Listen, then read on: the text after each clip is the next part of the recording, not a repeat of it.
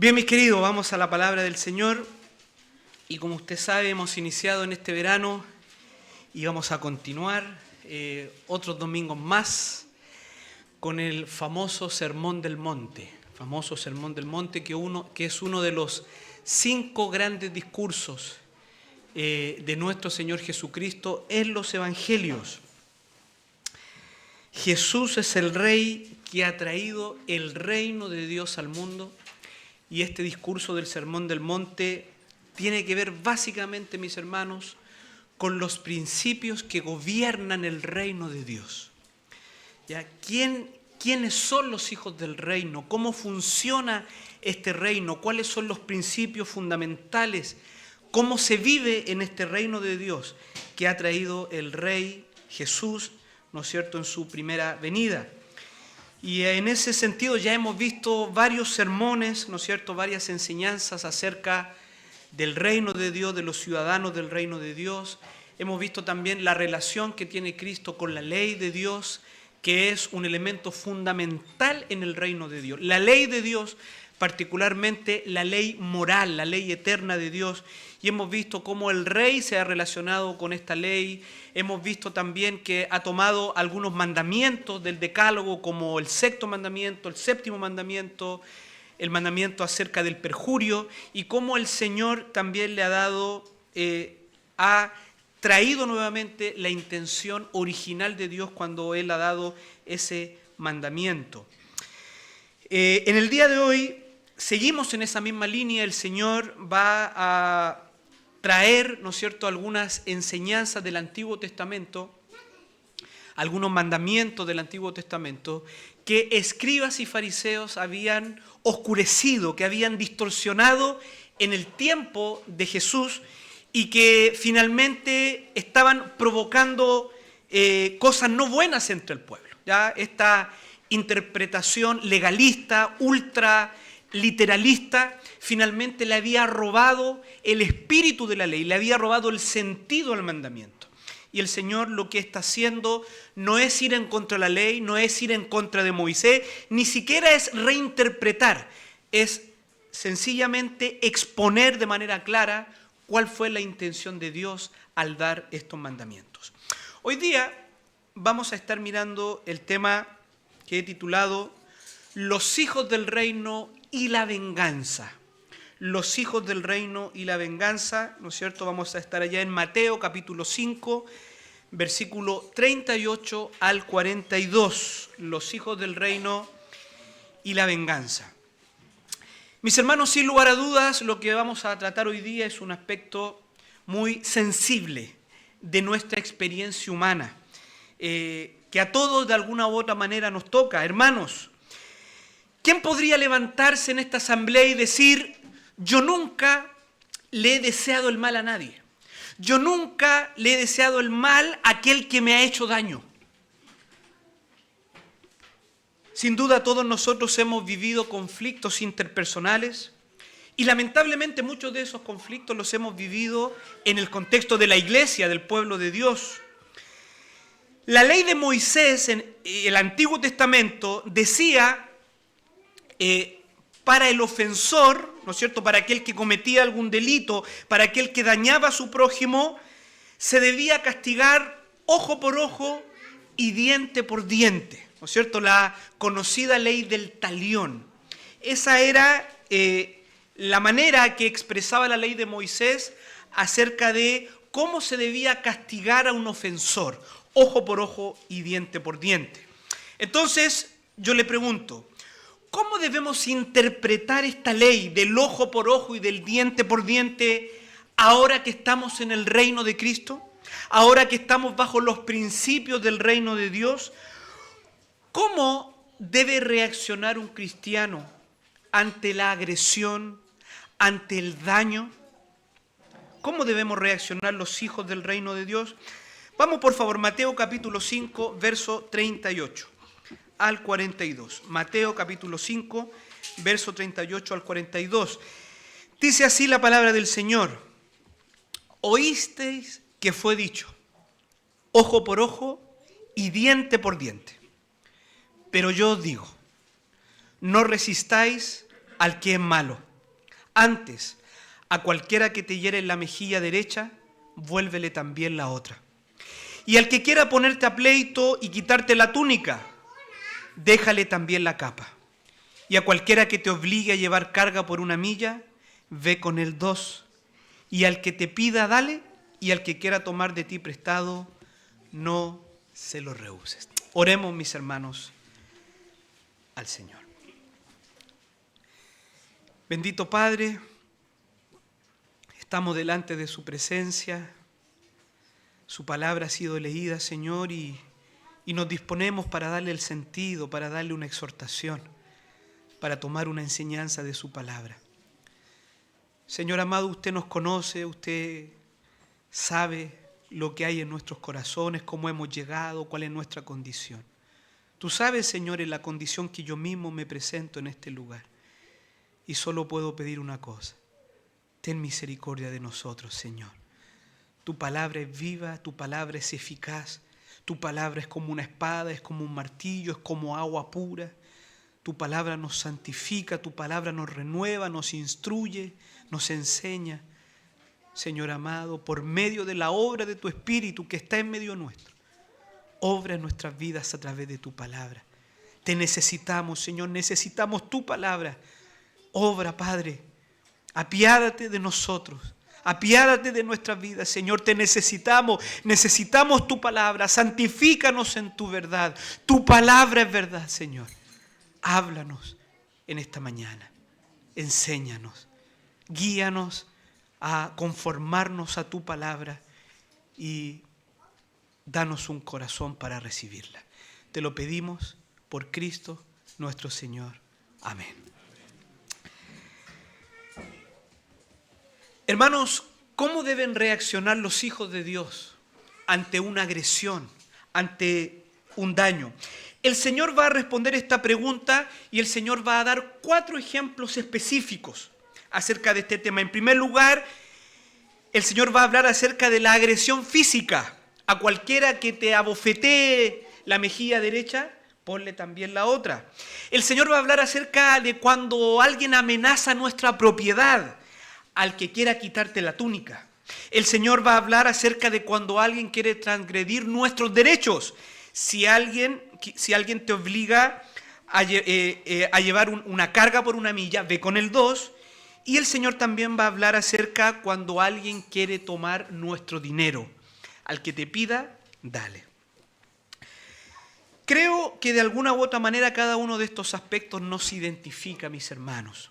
En un mundo en el cual nosotros nos desenvolvemos, en un mundo de pecado, en un mundo violento, en un mundo donde hay amenazas por todos lados, nosotros como seres humanos nos sentimos compelidos a defendernos, a defender nuestra integridad física, a defender nuestra propiedad, a defender nuestros derechos ciudadanos, a cuidar nuestro dinero.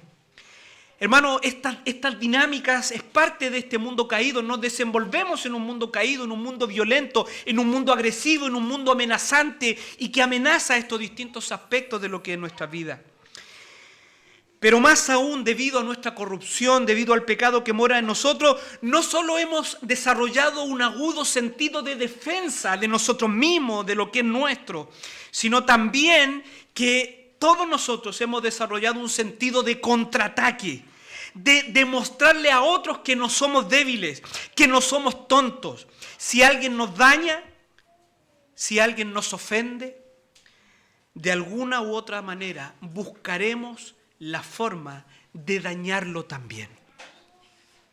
Hermanos, ese sentido de defendernos y de vengarnos de alguna u otra manera está en todos nosotros, porque ese sentido es parte de un corazón que no ha sido aún, que no mora en la gloria de Dios, que aún es parte de este cuerpo de muerte, de esta naturaleza caída.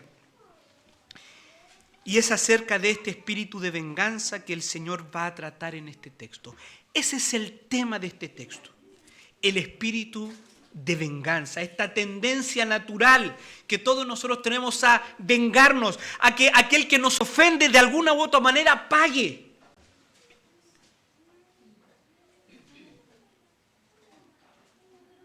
vuelvo a hacer la pregunta.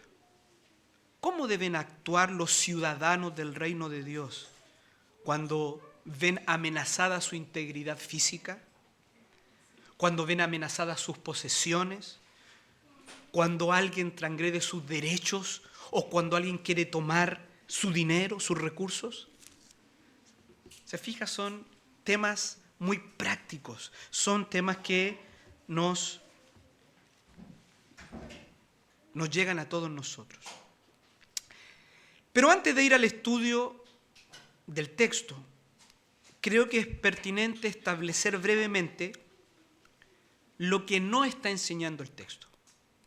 Decía un predicador que escuchaba que este es uno de los textos junto a otro, de no juzguéis para que no seáis juzgados, de los más mal interpretados del Sermón del Monte. Han habido muchas malas interpretaciones del texto que acabamos de leer. Entonces es bueno, antes de ir al texto, prevernos, ¿no es cierto?, y tomar algunas precauciones antes de ir al texto. Esto nos va a ayudar a darle una interpretación correcta. Voy a tomar algunas pautas, ¿no es cierto?, que he tomado también de otros buenos maestros de la palabra de Dios que han abordado este texto también. En primer lugar, este pasaje que acabamos de leer, mis hermanos, nos fue dado como un código de conducta para las naciones, para los estados, para lidiar con el mal. ¿Ya? Esto no es un manual de política exterior. ¿Ya? Al que te golpee en una mejilla, ponle también la otra. No es un manual para cómo deben comportarse los estados en su relación con otros estados.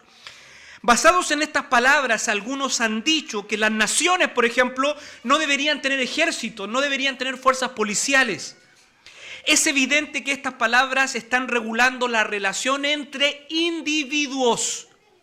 Eso es importante como primer acercamiento al texto. Esta es una regulación, lo que el Señor está enseñando es acerca de la relación entre personas y no entre estados. No podemos aplicar estas instrucciones como políticas de Estado o a las cortes judiciales a la hora de juzgar a los criminales. ¿Se fija? Esto se aplicará a los jueces, ¿no es cierto?, acerca de poner la otra mejilla. Todos los ejemplos tienen que ver con situaciones incidentales de la vida y no a situaciones donde, por ejemplo, está en juego la vida. No es lo mismo que alguien te abofetee la mejilla derecha a que alguien entre en tu hogar con un revólver para matarte o para matar a tu familia. ¿Ya? Hay que tener en consideración. Hermano, este es un texto difícil de interpretar. Hay que tener cuidado, tenemos que abordarlo con cuidado. Entonces, lo primero, estas ilustraciones del Señor no se pueden aplicar a las naciones, a los estados, a cómo ellos deben lidiar con el mal, sino que está hablando de individuos que son dañados por otros individuos y cómo se supone que deben reaccionar los verdaderos hijos de Dios. En segundo lugar, esta sección del Sermón del Monte tampoco es un catálogo detallado de cómo debe actuar un cristiano en toda circunstancia, al tratar con aquellos que desean hacernos daño. ¿Ya? Ojo con eso. Esto no es un catálogo, un manual de conducta detallado de cómo siempre debemos actuar los cristianos en toda circunstancia. ¿Ya? En otras palabras, no es una instrucción absoluta que se aplica a toda situación y a toda circunstancia. Como lo hemos dicho anteriormente, el mayor problema del fariseísmo en los tiempos de Jesús era que no veían el principio detrás del mandamiento, no veían el espíritu de la ley, el sentido del mandamiento. Ellos hacían una interpretación ultraliteralista y añadían también la tradición, y de esta manera ellos oscurecían el propósito original del mandamiento. Por lo tanto, debemos de cuidarnos del error del fariseísmo y tomar este texto como un paquete de reglas literalistas e inflexibles y no ver el principio que hay detrás de esta enseñanza de Jesús. Aquí el Señor está presentando un principio, un solo principio, lo vamos a ver, a través de 4 ilustraciones. Lo importante es que establezcamos el principio. De lo contrario, llegaremos a interpretaciones y a aplicaciones absurdas. Por ejemplo, cuando el Señor dice, al que te pida, dale. ¿Está enseñando aquí el Señor que los cristianos debemos regalar nuestro dinero a cualquier persona que nos pida? Vamos caminando por la calle y si alguien nos pide, ¿tenemos que darle porque el Señor dice acá, al que te pida, dale? ¿Debemos darle, por ejemplo, a un holgazán que no quiere trabajar, a un drogadicto que quiere gastar para sus vicios? ¿Debemos darle porque Jesús dijo, al que te pida, dale? Entonces, ahí nos vamos dando cuenta que no son mandamientos absolutos, sino que hay que ver el principio detrás del mandamiento. Esto no es un código de conducta que debe seguirse al pie de la letra, sino que son ilustraciones de un principio. No debemos, y esto es un sentido ya general que extraemos también de este texto, no debemos procurar, y esto se aplica a la vida cristiana, mis hermanos. Lo vemos también, por ejemplo, en el libro de Gálatas, algo como esto. El creyente no debe procurar vivir bajo una lista de reglas, sino que debemos aprender a vivir por principios. Y los principios debemos tener la sabiduría para aplicarlo a las distintas circunstancias de la vida. El creyente debe ser un hombre sabio, que debe aplicar los principios de la palabra de Dios y saber cómo conducirse en las diversas, complejas y distintas situaciones de la vida. La fe cristiana no es una lista de supermercado de reglas acerca de cómo debemos y no debemos vivir. Se fija que incluso los mandamientos, que es una lista de mandatos, pero detrás de ellos hay principios. No matarás. Y si un asesino viene decidido a matarme y a matar a mi familia, a asaltarme y viene decidido a asesinarme, no, es que no matarás. Y si una potencia extranjera nos va a invadir injustamente y va a matar a nuestros hijos, a nuestras familias, a nuestros compatriotas, pero no matarás. ¿Se fija? ¿Se fija que hay que tener criterio? ¿Se fija que son principios más que reglamentos inflexibles? Tercera pauta. Esta sección no debe ser interpretada de tal manera que nulifique otras partes de las Escrituras. Esto es el ABC de la interpretación bíblica. La Escritura no se contradice, la Escritura interpreta la Escritura. Es decir, este texto no puede estar enseñando algo que otras partes de las Escrituras van a contradecir. Por ejemplo, este es el pasaje preferido de los denominados pacifistas. Ellos dicen que una nación nunca debe defenderse contra otra, en ninguna circunstancia. Aunque nos invadan de manera injusta, no debemos defendernos, porque debemos poner la otra mejilla. Esa perspectiva, por ejemplo, contradeciría otros pasajes de la Escritura donde es evidente que hay espacio acerca de una guerra justa, por ejemplo. Y así con otros temas también. He aquí entonces estas 3 pautas para abordar una correcta interpretación de estas palabras de nuestro Señor Jesucristo. Entonces, vamos a aplicarle al texto lo mismo que hemos hecho con los otros mandamientos. 3 elementos. En primer lugar, ¿cuál era la enseñanza de Moisés al respecto del ojo por ojo y el diente por diente? En segundo lugar, ¿cómo la interpretaban los fariseos y los escribas? ¿Qué se estaba enseñando al pueblo? ¿Por qué Jesús tiene que corregir? Oíste y que fue dicho, ojo por ojo, diente por diente, pero yo os digo. ¿Por qué el Señor tiene que corregir? ¿Qué estaban enseñando los escribas y los fariseos en el tiempo de Jesús? Y en tercer lugar, y lo más importante, ¿cuál es la enseñanza de Cristo en cuanto a la venganza? ¿Cuál es la enseñanza de Cristo acerca de cómo los hijos del reino, los hijos de Dios, estos bienaventurados, cómo se deben relacionar con sus semejantes cuando nos ofenden, cuando nos dañan, cuando se quieren aprovechar de nosotros, cuando nos humillan? ¿Cómo debemos de actuar? Vamos al primer punto entonces. ¿Cuál era la enseñanza de Moisés que alude el Señor Jesús. Hay 3 pasajes en el Antiguo Testamento en que encontramos la enseñanza que Cristo está tratando aquí, la enseñanza del ojo por ojo y diente por diente. Acompáñenme por favor, Éxodo capítulo 21. Éxodo capítulo 21, verso 23. Éxodo capítulo 21, verso 23.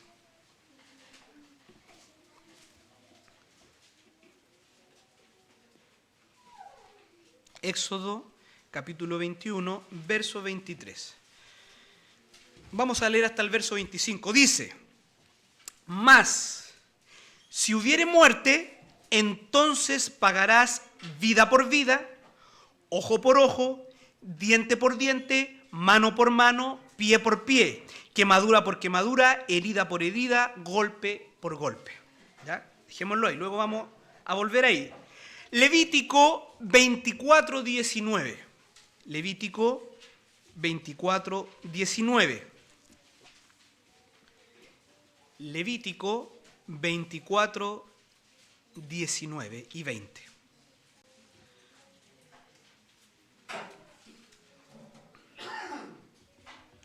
Dice: y el que causare lesión a su prójimo, según hizo, así le sea hecho. Rotura por rotura, ojo por ojo, diente por diente, según la lesión que haya hecho a otro, tal se hará a él. ¿Ya? Entonces, nos damos cuenta que esta enseñanza del ojo por ojo está en el Antiguo Testamento. Vaya ahora a Deuteronomio 19. Deuteronomio 19. Capítulo 19, verso 21. Dice, Deuteronomio 19, 21. Y no le compadecerás vida por vida, ojo por ojo, diente por diente, mano por mano, pie por pie. Según estos textos, el castigo para alguien que había cometido un delito, ¿qué es lo que vemos? ¿Cuál es primeramente la enseñanza del Antiguo Testamento? Que el castigo era, ¿qué cosa? Equivalente o proporcional al daño realizado, ¿no es cierto? Entonces, decimos, el Señor Jesús dice: oísteis que fue dicho ojo por ojo, diente por diente. Ahora nos damos cuenta que esta enseñanza sí efectivamente estaba en el Antiguo Testamento. Ahora, ¿por qué el Señor también lo dice de una manera como lo ha dicho antes? Oísteis que fue dicho. ¿Qué estaba diciendo el Señor? Aunque esto está en la Escritura, pero evidentemente el fariseísmo de los tiempos de Jesús lo estaba interpretando de una manera distinta a cómo fue dado por Dios en el Antiguo Testamento. ¿A quién iban dirigidas estas palabras del ojo por ojo y el diente por diente? ¿A las personas? ¿A los judíos para que se relacionaran entre sí? ¿Era un mandato de relación entre las personas? No, mis hermanos, no es el caso. Esta no es una ley que fue dada en el Antiguo Testamento para que los judíos personalmente la tomaran y la aplicaran en sus relaciones interpersonales. Vamos a ver a quiénes iban dirigidas. Vuelva por favor a Éxodo 21. Vuelva por favor a Éxodo 21 y ahora vaya al versículo 22. Esto es sumamente importante porque el Señor está corrigiendo el error de escribas y fariseos. Éxodo 21, verso 22 dice: si algunos riñeren e hicieren a mujer embarazada y ésta abortare, pero sin haber muerte, serán penados conforme a lo que les impusiere el marido de la mujer y juzgaren los jueces. Y juzgaren los jueces. Hermanos, esta es una instrucción que es dada a los jueces de Israel. Moisés no está dando una instrucción a los israelitas para que tomen justicia por sus propias manos. Moisés no está promoviendo la venganza entre el pueblo, sino está hablando a los jueces para que ellos apliquen el castigo correspondiente. Vuelva por favor a Deuteronomio 19. Noten el contexto en que se da esta ley del talión, del ojo por ojo y diente por diente. Deuteronomio 19. Mire el versículo 15, partamos del versículo 15. Deuteronomio capítulo 19, versículo 15. Dice, no se tomará en cuenta a un solo testigo contra ninguno en cualquier delito ni en cualquier pecado, en relación con cualquier ofensa cometida. Solo por el testimonio de 2 o 3 testigos se mantendrá la acusación, cuando se levantare testigo falso contra alguno para testificar contra él. Entonces los 2 litigantes se presentarán delante de Jehová y delante de los sacerdotes y delante de los jueces que hubiere en aquellos días. Y los jueces inquirirán bien, y si aquel testigo resultare falso y hubiere acusado falsamente a su hermano, entonces haréis a él como él pensó hacer a su hermano, y quitarás el mal en medio de ti. Y los que quedaren oirán y temerán, y no volverán a hacer más una maldad semejante en medio de ti, y no les compadecerás. Y ahí está, vida por vida, ojo por ojo, diente por diente, mano por mano, pie por pie. ¿Cuál es el contexto entonces de la ley del talión, de este ojo por ojo y diente por diente, enseñada en el Antiguo Testamento? Era una instrucción para los jueces de Israel, era parte de la legislación civil. ¿Ya? Los jueces tenían que determinar, no fue un mandato dado a personas corrientes para utilizarlo en sus relaciones con otros semejantes.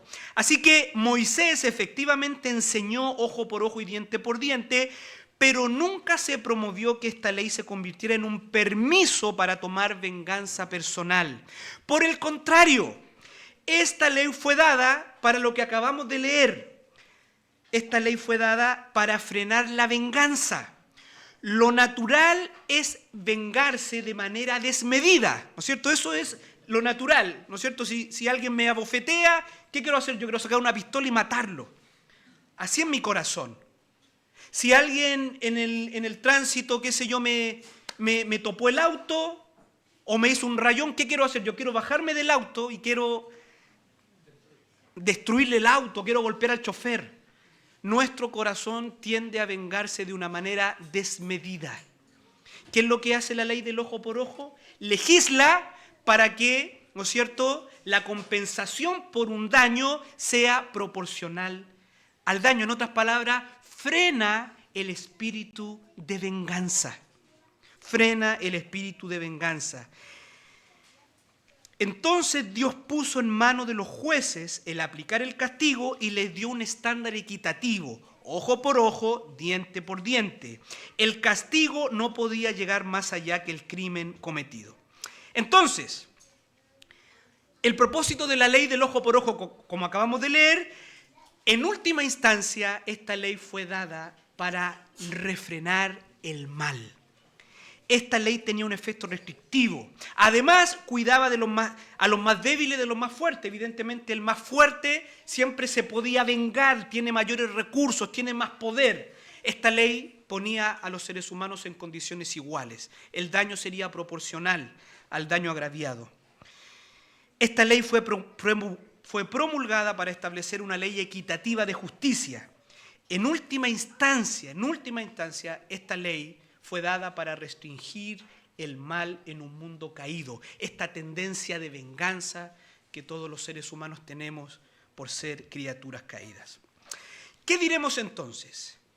¿Enseñó Moisés que el ojo por ojo y diente por diente para promover la venganza personal entre los judíos? De ninguna manera. Más bien, como hemos visto, esta ley fue dada primeramente al gobierno civil, a los jueces de Israel, para juzgar con equidad y de esta manera impartir justicia, proteger a los más débiles y en última instancia restringir el mal entre el pueblo. Como dice el pastor John MacArthur, su intención era asegurar que el castigo en los casos civiles fuera adecuado según el crimen. Nunca se tuvo en mente justificar actos de venganza personal. Bien, una vez establecido la correcta enseñanza de Moisés, ¿no es cierto?, y que esta ley efectivamente es enseñada en el Antiguo Testamento, ahora miremos qué estaban enseñando los fariseos, los escribas. ¿Por qué el Señor tiene que corregir? Oísteis que fue dicho, pero yo digo. Los fariseos interpretaban la ley del talión, del ojo por ojo y diente por diente, atención, como un permiso divino para la venganza personal. Esa era la interpretación que le daban escribas y fariseos. En vez de aplicar esta ley en los tribunales donde se debía aplicar, vieron en ella la manera de tratar a aquellos que habían cometido una ofensa personal.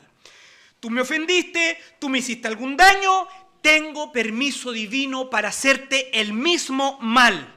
Ojo por ojo, diente por diente. Eso era lo que enseñaban los fariseos en el tiempo de Jesús. Ahora, ya hemos establecido que no era la enseñanza de Moisés, que no era lo que enseñaba el Antiguo Testamento. En lo que respecta a la relación entre individuos, el Antiguo Testamento va a ir en la misma línea que Cristo, que el Evangelio, que el cristianismo. La ley de Moisés prohibía que los israelitas tomaran venganza por su propia mano. Por ejemplo, Levítico capítulo 18, versículo 19 dice lo siguiente: no te vengarás, ni guardarás rencor a los hijos de tu pueblo, sino amarás a tu prójimo como a ti mismo. Yo, Jehová. Eso lo dice el Antiguo Testamento. Eso lo dice Levítico capítulo 18. Deuteronomio 32, 35, el Señor dice: mía es la venganza y la retribución. Eso está en el Antiguo Testamento. Ningún israelita debía tomar venganza en sus propias manos. Mía es la venganza y la retribución, dice el Señor. Entonces, esa era la distorsión del fariseísmo de los tiempos de Jesús. Tomaban esta enseñanza del Antiguo Testamento y la aplicaban y la enseñaban que se podía utilizar en las relaciones interpersonales entre los judíos. Los fariseos enseñaban que ojo por ojo y diente por diente era un permiso divino para vengarse, para pagar al ofensor, para hacer mal al ofensor o para devolverle el daño recibido. Bien, pasemos ahora al tercer punto y último punto, y también el más importante punto de los tres. ¿Cuál es entonces la enseñanza de nuestro Señor Jesucristo acerca de la venganza personal? ¿Cómo deben actuar los creyentes, los hijos del reino de Dios, cuando son dañados, agraviados u ofendidos? Vamos con cuidado porque ahora nos vamos a meter más profundamente en el texto y en los ejemplos. Debemos recordar, mis hermanos, que esta declaración del Señor tiene un contexto. Como hemos dicho, estas instrucciones o estos ejemplos, estas ilustraciones, no aplica a cada circunstancia o a cada situación que puedan vivir los creyentes. ¿Cuál es el contexto? Y es sumamente importante, no podemos sacar esto, desprenderlo de su contexto y hacer una doctrina. ¿Sabe quién hace eso? Las sectas. Las sectas hacen eso. Toman una instrucción, toman un texto, lo aíslan de su contexto y establecen una doctrina. No, debemos mirar esta enseñanza del Señor en su contexto. ¿Cuál era el contexto? El Señor está corrigiendo la enseñanza e interpretación farisaica acerca del ojo por ojo y diente por diente, y el Señor está corrigiendo el espíritu vengativo y revanchista que esta enseñanza había promovido en el pueblo. Ese es el contexto de estas palabras. Debemos mirar estas ilustraciones a la luz de esta corrección que el Señor está haciendo, de este espíritu vengativo y revanchista que ya estaba difundido entre el pueblo, producto de la enseñanza y de la interpretación del fariseo acerca del ojo por ojo y diente por diente. Es en este contexto de la distorsión farisea de la enseñanza bíblica del ojo por ojo que el Señor dice, pero yo digo, verso 39, pero yo digo, no resistáis al que es malo. No resistáis al que es malo. Aquí la palabra resistir es una palabra griega que significa literalmente ponerse en contra o hacer frente. Eso significa no resistáis, ponerse en contra, hacer frente. Lo que el Señor está prohibiendo es justamente esto, mis hermanos. Es una actitud de revancha, es un espíritu vengativo que nos mueve a buscar, pagar o desear el mal de aquellos que nos han causado algún daño. Eso es lo que está prohibiendo el Señor. No resistáis al que es malo. El Señor está prohibiendo ese espíritu de venganza, esa sed de que el que me ha hecho algo malo pague por lo que ha hecho. Y esta enseñanza está en absoluta consonancia con lo que Dios ya había revelado en el Antiguo Testamento, como lo acabamos de leer en Levítico, en Deuteronomio. Dice un autor, nuevamente, Jesús no hace ninguna alteración al verdadero significado de la ley. Simplemente Él la está explicando, la está afirmando. Dice el autor Evis Carballosa, la idea detrás de la prohibición parece ser la de permitir que el mal o la persona malvada concrete su deseo, no resistáis al que es malo, y dejar que sea Dios quien castigue y controle al inicuo. Luego agrega Carballosa, el contexto sugiere que el objetivo de la prohibición es enseñar que no se debe resistir a la persona maligna que pretende hacer daño al seguidor de Cristo, sino dejar la causa en manos del Dios juez justo. El apóstol Pedro parece hacer eco de esta enseñanza de Jesús cuando él escribió en 1 Pedro capítulo 4, verso 19, de modo que los que padecen según la voluntad de Dios encomienden sus almas al fiel Creador y hagan el bien. No se venguen, hagan el bien. Romanos capítulo 12, verso 19 dice, no os venguéis vosotros mismos, amados míos, sino dejad lugar a la ira de Dios, porque escrito está, mía es la venganza, yo daré el pago, dice el Señor. Al comprender la enseñanza general del pasaje, hermanos, esa es la enseñanza general del pasaje. Ese es el principio. Ese es el principio que hay detrás de esta enseñanza de Jesús. El Señor está enseñando en contra de ese espíritu revanchista y vengativo de los judíos que ellos habían aprendido acerca de esta enseñanza del ojo por ojo. Ese es el principio general. Ahora el Señor va a utilizar algunos ejemplos o ilustraciones en cuanto a qué podría significar en la práctica, en el contexto de Cristo, en la vida del primer siglo. ¿Qué podría significar este no resistir al que es malo? Y aquí vamos a ir sobre cada uno de estos ejemplos. Mire, algunos han pensado, como ya he dicho, que este es un código de conducta que nos enseña detalladamente qué debemos y no debemos hacer en estas situaciones. Por ejemplo, si alguien te golpea la mejilla derecha, ponle la otra para que te vuelva a golpear. ¿No es cierto? Y uno dice, bueno, eso es lo que hay que hacer porque aquí dice que no hay que resistir al que es malo. Por lo tanto, si alguien me golpea, debo poner la otra mejilla. Pero la pregunta es, ¿debemos interpretar estas palabras como una prohibición absoluta a resistir el mal?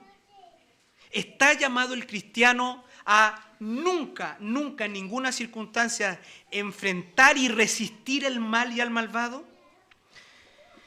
Creo que no es el caso, mis hermanos. Por ejemplo, cuando usted confronta a un hermano que está en pecado, según el mandato de Cristo en Mateo capítulo 18, ¿qué está haciendo usted allí?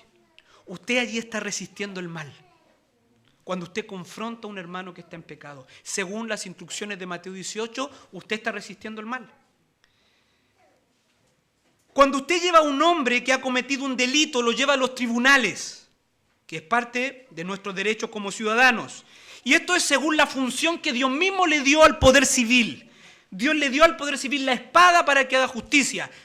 Cuando usted lleva a una persona a los tribunales, usted tuvo un problema en su trabajo, un problema legal, con alguna propiedad, etcétera, etcétera, y usted va a los tribunales, bueno, usted está resistiendo el mal, es una manera de resistir el mal. Y eso está bien según la función que Dios mismo le dio al poder civil en Romanos capítulo 13. Así que si interpretamos estas palabras como una prohibición absoluta para resistir el mal, mire, deberíamos entonces llegar a la misma conclusión que el famoso escritor ruso del siglo XIX, León Tolstoy. Él llegó a la siguiente conclusión. Él dijo que las naciones no deben tener ejércitos, que no deben tener policías, que no deben tener tribunales, que no deben tener jueces, porque los soldados, los policías y los jueces se oponen al mal. Y Cristo dijo que no había que resistir el mal. Eso dijo León Tolstoy, un escritor ruso del siglo XIX. Vamos entonces a los ejemplos. En primer lugar, tenemos un ejemplo de agresión física, verso 39. Pero yo os digo, no resistáis al que es malo, antes a cualquiera que te hiera en la mejilla derecha, vuélvele también la otra. Es importante, mis hermanos, considerar la naturaleza de los ejemplos. Si usted se fija, esta agresión no es una agresión que está poniendo en peligro su vida, sino que es más bien una provocación. El Señor no está hablando aquí de un individuo que entra armado a nuestra casa con la intención de matarnos o matar a nuestra familia. El Señor aquí está hablando simplemente de una bofetada. De una bofetada. Y en el contexto judío, una bofetada en la mejilla era uno de los actos más humillantes que un hombre podía someter a otro hombre. Era un acto de humillación, abofetearlo en público. Ahora, una bofetada no ponía en riesgo la vida del hombre, pero sí, ¿qué haría? Echaría por tierra su honor y su dignidad. Eso sí lo haría. Ahora, ¿cuál es nuestra tendencia natural ante aquel que nos humilla, ante aquel que nos expone, ante aquel que habla mal de nosotros? ¿Cuál es nuestra tendencia natural? Ante aquel que nos difama. Queremos contestar, queremos limpiar nuestra honra, queremos que de alguna manera ese que nos humilló pague por lo que hizo. Y este espíritu vengativo de pagar mal por mal, es de eso lo que el Señor está hablando. Hermanos, mire, para analizar este texto se aplica un principio. No nos quedemos tanto en el árbol que perdamos de vista el bosque. ¿Cuál es el principio aquí? ¿Que si alguien me golpea en la mejilla debo ponerle la otra? ¿Eso es lo que debemos hacer si alguien nos golpea? El asunto no es que literalmente pongamos la otra mejilla para que nos sigan golpeando. Eso sería fomentar el pecado del ofensor. La idea de poner la otra mejilla es la siguiente. Si eres un cristiano, debes estar dispuesto a sufrir el agravio. Debes estar dispuesto a sufrir la injusticia. Debes frenar la tendencia natural, pecaminosa, de actuar de manera vengativa y de pagar mal por mal. Hermanos, eso es poner la otra mejilla. Esto no es un asunto literalista. Aquí hay un principio. ¿Cuál es el principio? Ante cualquier agresión debes actuar con mansedumbre. Incluso si tienes la oportunidad de hacer bien a tu ofensor, hazlo y entrega la causa a aquel que juzga justamente. Hermanos, eso es exactamente lo que significa seguir las pisadas de Jesús. Eso es exactamente cómo se conducen los hijos del reino de Dios. Mire lo que dice 1 de Pedro capítulo 2 versículo 23. Pues para esto fuisteis llamados, porque también Cristo padeció por nosotros, dejándonos ejemplo para que sigáis sus pisadas. ¿Cuáles pisadas? Verso 23. Quien cuando le maldecían, no respondía con maldición. Cuando padecía, no amenazaba, sino encomendaba la causa a aquel que juzga justamente. ¿Se fija? Eso es poner la otra mejilla. Vamos al segundo ejemplo, que tiene que ver con algo que a todos nos llega: nuestras posesiones. Cuando alguien se mete con lo que es suyo, con su propiedad privada. Verso 40. Y al que quiera ponerte a pleito y quitarte la túnica, déjale también la capa. La túnica y la capa eran las dos partes más importantes de una vestimenta estándar de un judío. Particularmente la capa era el vestido exterior, una especie de como manta, capote que se usaba por encima de la túnica. Era una pieza frecuentemente usada tanto por los pobres y por los viajeros. Todo pobre al menos tenía, ¿no es cierto?, una capa que le servía para dormir, para cubrirse del frío, lo mismo los viajeros, ¿no es cierto? Eso era la capa. Por esa razón, la ley de Moisés decía que, en el contexto de un litigio legal, si se tomaba la capa como prenda de garantía, tenía que ser devuelta antes de la puesta de sol para que el hombre tuviera con qué cubrirse en la noche. Eso lo dice la ley de Moisés. Entonces, la ley de Israel permitía que, en medio de un conflicto legal, un hombre podía embargarle a otro hombre su túnica, pero no su capa. Y si le embargaba la capa, debía devolvérsela muy pronto para que pasara la noche. El ejemplo que tiene el Señor en mente es la de un individuo que desea llevar a la corte a un cristiano, si alguien quiere ponerte a pleito, y bajo cierta astucia legal quedarse con algo que es de él. Ese es el ejemplo. ¿Y qué dice el Señor? Si alguien quiere quitarte algo que es tuyo, no te empeñes tanto en defenderlo. No te empeñes tanto en defender tus derechos. ¿Sabes? Déjale también la capa. Es como que si el Señor dijera: ¿vas a ir a un tribunal a pelear por una túnica? No hagas tal cosa. Recibe el agravio, recibe la injusticia. Es más, entrégale la capa. Eso está diciendo el Señor. ¿Se fija? El mismo principio. Hermanos, otra vez, considere el ejemplo, considere el principio, considere el espíritu del mandamiento. Esta ilustración no está diciendo que si alguien nos quiere llevar a pleito y quitarnos injustamente nuestra casa, también le vamos a decir: llévate los muebles y llévate el auto. No está diciendo eso. Está hablando de una túnica. ¿Sí? Así como en el ejemplo anterior no estaba en riesgo la vida, sino que era una situación, una bofetada humillante. No estaba en riesgo la vida. En esta ocasión no está hablando de, ¿no es cierto?, un patrimonio o de una casa o de bienes de ese tipo. Es una túnica. Es como si el Señor dijera: mis discípulos no andan peleando por esas minucias. No es gente conflictiva. ¿Alguien quiere llevarte a pleito para quitarte la túnica? Que se lleve la túnica y que se lleve la capa también. Dios va a cuidar de ti.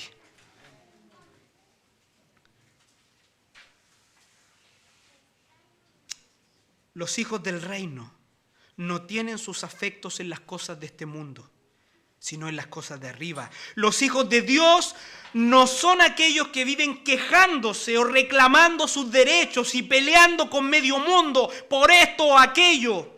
Que si vas conduciendo y alguno te adelantó o te tocó la bocina, quieres sacar una metralleta y matarlo. ¿Sabes lo que debes hacer? Deja que pase. Deja que pase. Deja que te gane el estacionamiento. Busca otro. Hermano, ese es el principio. Ese es el principio. Ese es, déjale también la capa. ¿Quiere alguien llevarte a pleito? Deja que pelee solo. Los hijos de Dios no somos pendencieros, no andamos peleando por minucia. Nosotros estamos en otros negocios, estamos en otra.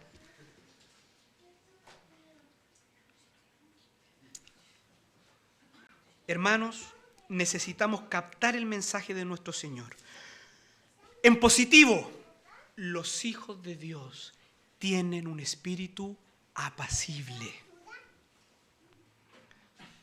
Son sufridos. Están dispuestos a sufrir. Son benignos.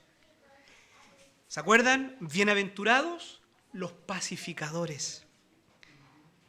Los hijos de Dios pueden dejar pasar algunas cosas, están dispuestos a ceder.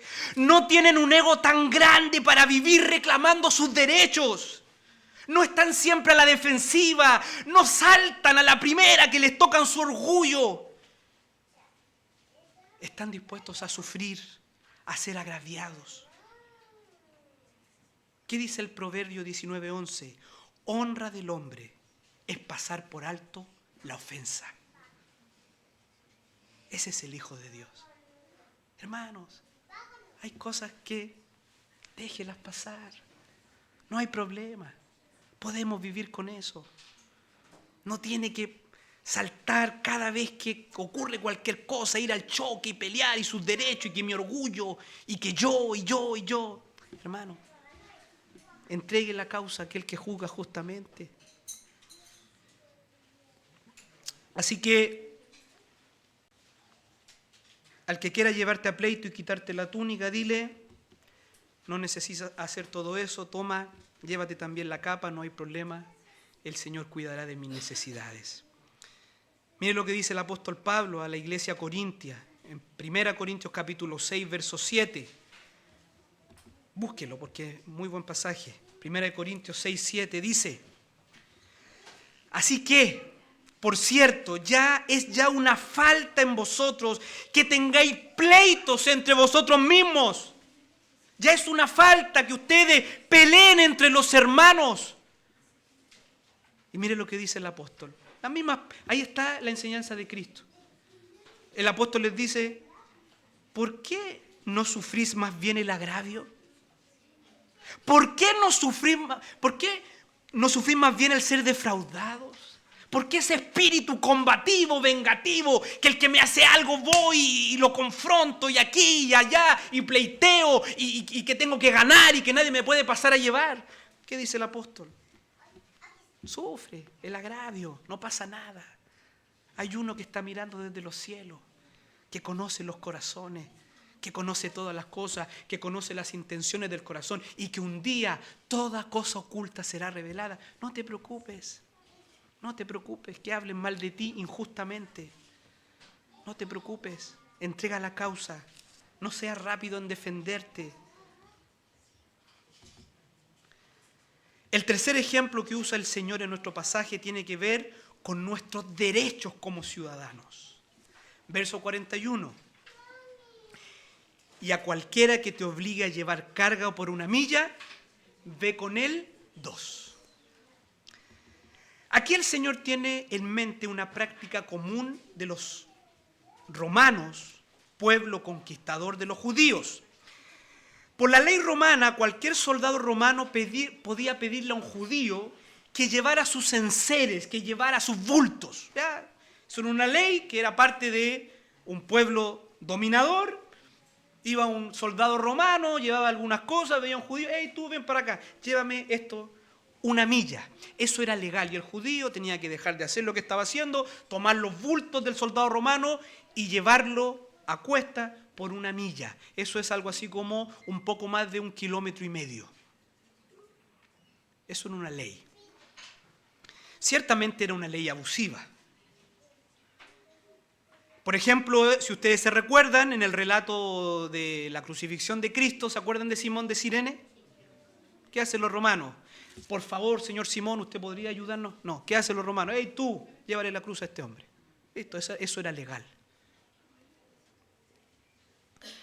Dice el doctor Carballosa, un soldado romano tenía el derecho de exigir a un civil que llevase su carga por 1 milla. Esta obligación podía producir un espíritu de disgusto y venganza en el corazón del que tenía que llevar la carga. Era una ley humillante. Era una ley humillante.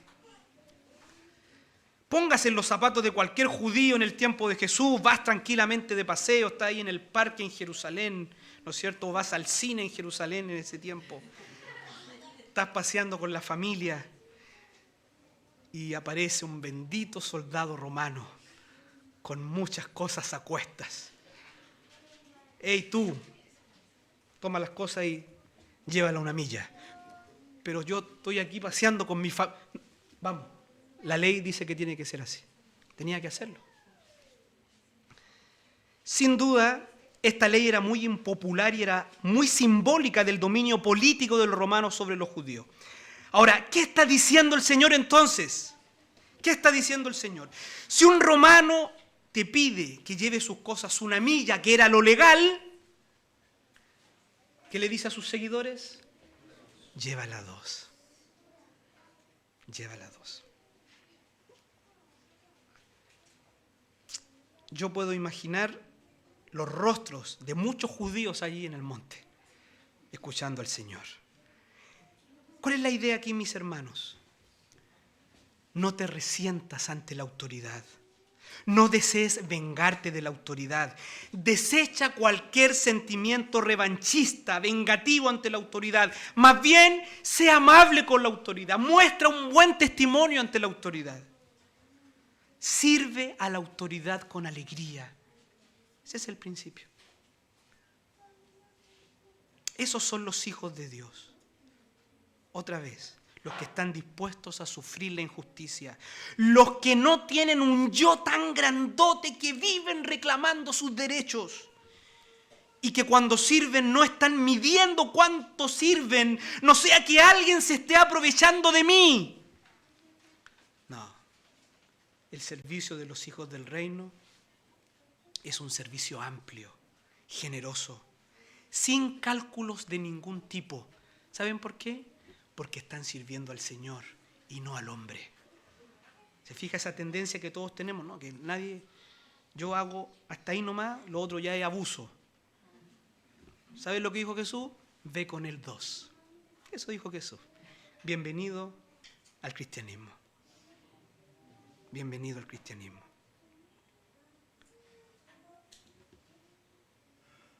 Aunque se les pida 1 milla, los hijos del reino siempre van con el 2. Y no solo eso, sino que hágalo con alegría. ¿Entiende usted ahora por qué en este mismo sermón el Señor va a decir más adelante? Porque estrecha es la puerta y angosto el camino que lleva a la vida y pocos son los que la hallan. ¿Se da cuenta? ¿Por qué el Señor va a decir algo así? ¿Por qué el Señor va a decir, si alguno quiere venir en pos de mí, tome su cruz cada día, niéguese a sí mismo y sígame? Porque esta es una fe que va totalmente en contra de nuestras tendencias pecaminosas naturales. Va en contra del corazón caído que todos nosotros tenemos. Nosotros refunfuñaríamos por ir 1 milla. Imagínense voluntariamente hacer la segunda. Pero el Señor dice, mis hijos que tienen un corazón distinto son capaces de ir la 2 milla. Son capaces de servir de esa manera. Y el último ejemplo que usa el Señor nos toca una fibra muy sensible. Tiene que ver con nuestro dinero, con nuestros recursos económicos. Verso 42. Al que te pida, dale, y al que quiera tomar de ti prestado, no se lo rehuses. Y uno dice, pareciera que tal vez aquí hay como un quiebre, como que esto no tiene mucho que ver con lo que se venía diciendo. pero en realidad está muy conectado con la enseñanza, porque ¿qué está diciendo el Señor con este ejemplo? Los hijos de Dios no solo no pagan mal por mal, no solo refrenan el espíritu revanchista y vengativo contra su ofensor, sino que los hijos de Dios tienen una disposición amable y misericordiosa con todos aquellos que ellos puedan hacerle el bien. ¿Se fija? No es solamente que no me voy a vengar, no es solamente que no voy a pagar mal por mal, es que quiero hacer el bien, es que quiero hacer misericordia. Si alguien me pide algo y yo tengo la posibilidad y tengo el poder para darle, los hijos de Dios lo van a hacer.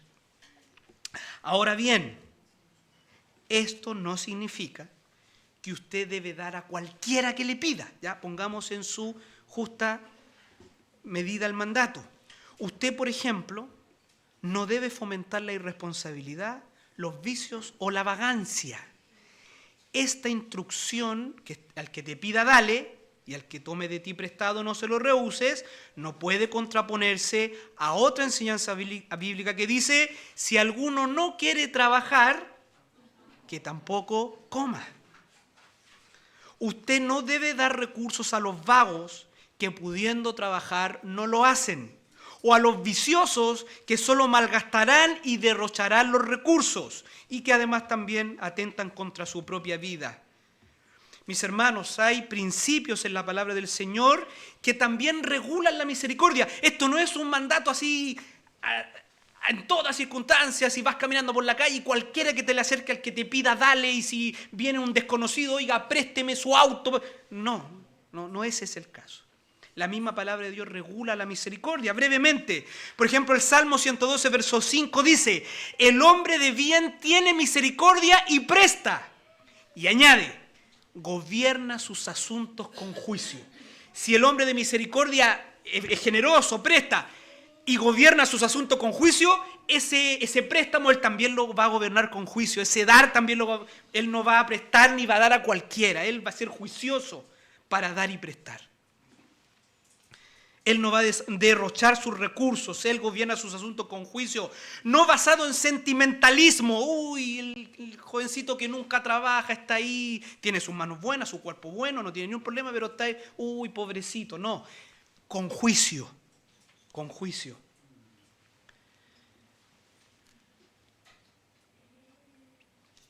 El hombre de bien sabe dónde ayudar y cómo ayudar. Proverbios 3:27 dice, no te niegues a hacer el bien, mire, a quien es debido. Fíjese, cuando tuvieres el poder para hacerlo. Ahí hay un principio, no te niegues a hacer el bien a quien es debido. ¿Ya? Hay algunos casos que sí corresponde, pero en otros casos no corresponde. ¿Ya? Lo que Cristo está enseñando en este último ejemplo es que su pueblo, los ciudadanos de su reino, son un pueblo generoso, un pueblo desprendido, que está dispuesto a renunciar a lo suyo para ir en ayuda de los necesitados. Al que te pida, dale, y al que quiera tomar de ti prestado, no se lo rehúse. Los hijos del reino tienen esa tendencia de generosidad. ¿Ya? Y no ponemos tantas trabas, esto tampoco lleve a este extremo, este juicio, de pronto ponemos tantas trabas que al final no ayudamos a nadie. ¿Ya? No ese es el caso. ¿Ya? Somos un espíritu generoso, desprendido. La mayoría de las veces vamos a ayudar solo, quizás casos muy particulares donde creemos que no está bien. Bien, mis hermanos, ya terminamos. Conclusión. No se preocupen, no se viene una conclusión tan grande. Solo quiero terminar con algunas preguntas. Y algunas preguntas que nos confrontan, mis hermanos. Yo quiero preguntarle y también preguntarme a mí mismo. ¿Dónde está usted en todo esto, en lo que hemos hablado? ¿Dónde está su corazón? ¿Tiene usted un corazón vengativo y revanchista? ¿Es usted un pendenciero, un contencioso, un orgulloso? ¿Es usted de aquellos que nunca ceden, que nunca se callan, que nunca piden perdón, que saltan a la primera que se sienten pasados a llevar para reivindicar sus derechos, que siempre se defienden, que se las tiene contaditas a su cónyuge, que se las tiene contaditas a sus hermanos. ¿Es usted de los que, este dicho, yo perdono pero no olvido?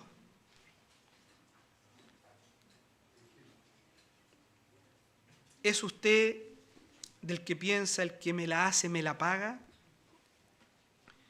¿Es usted de aquellos que sus necesidades siempre están por sobre de los demás? Mis hermanos, si estas cosas son una práctica en su vida, si estos pecados aún controlan su corazón, muy probablemente su corazón aún no ha sido regenerado. Usted necesita a Cristo. Usted necesita confesar sus pecados. Y usted necesita arrepentirse delante de Dios, confiar en Jesucristo como su único y suficiente Salvador y como el Señor de su vida. Solo Dios, por medio de Cristo y a través de la obra de su Espíritu, es que puede darnos un nuevo corazón. Si hay alguien aquí que ha escuchado esta palabra y dice en lo más profundo de su corazón, este hombre me está describiendo a mí. Este hombre está hablando de mí, que él le dijo que yo iba a venir hoy día. Si hay alguien así, necesitas a Cristo. Necesitas a Cristo. Cristo puede cambiar ese corazón vengativo, pendenciero. Cristo lo puede transformar en un corazón apacible, en un corazón sufrido, benigno. Cristo, y solo Cristo lo puede hacer. Necesitas ir a Cristo. Y para los hijos del reino aquí presentes, necesitas seguir creciendo en la gracia y en el conocimiento de nuestro Señor Jesucristo y depender más y más de la obra del Espíritu en tu vida. Necesitas clamar cada día con desesperación como lo hacía el salmista. Crea en mí, oh Dios, un corazón limpio y renueva un espíritu recto delante de mí. Y permíteme terminar con este texto allá en Colosenses para la iglesia en cuanto a este tema de la venganza y estos pecados que están ahí a la puerta. Amados hermanos, vestíos pues como escogidos de Dios, santos y amados, de entrañable misericordia, de benignidad, de humildad, de mansedumbre, de paciencia, soportándoos unos a otros y perdonándoos unos a otros si alguno tuviere queja contra el otro. De la manera que Cristo os perdonó, así también hacedlo vosotros. Y sobre todas estas cosas, vestidos de amor, que es el vínculo perfecto. Que el Señor bendiga su palabra. Permítanme orar, mis hermanos. Bendito Dios, Padre Celestial, gracias, Señor.